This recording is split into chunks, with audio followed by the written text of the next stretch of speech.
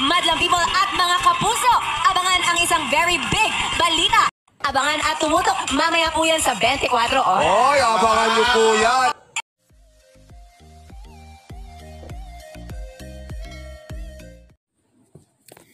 Ayan guys, nagets ko na. Yung suot ni Kim sa Showtime, yung sinasabi niya na mayroong big announcement. Mayroong big announcement daw para sa malalapit doon sa puso niya. Ito ha, yung big announcement na sinasabi ni Kim sa Showtime. Dahil for the first time na magkakaroon ng collab ang GMA, Sparkle, and Star Magic dito sa loob ng bahay ni Kuya, Pinoy Big Brother.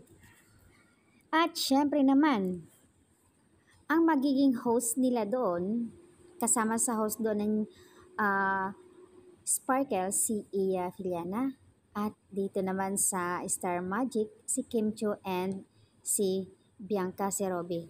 Same pa rin sila, nadagdag lang doon ang isa, si Iya, sa GMA.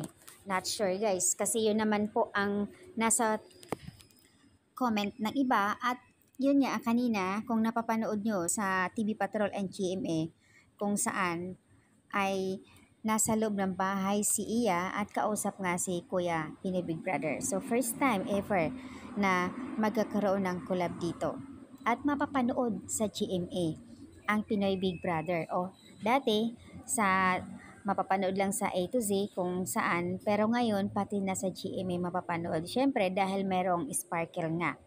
So, ayon sa iba, ang mga makukuha dito, yung siguro yung mga hindi na active na mga artist, na siguro gusto nila pasikatin or makilala, kaya ipapasok nila dito sa Pinoy Big Brother. Diba?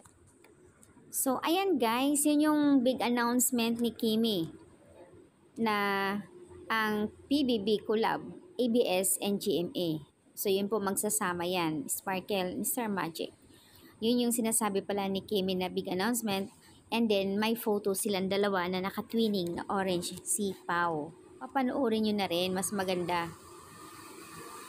At masaksihan nyo yung sinasabi ni Iya and ni Kuya.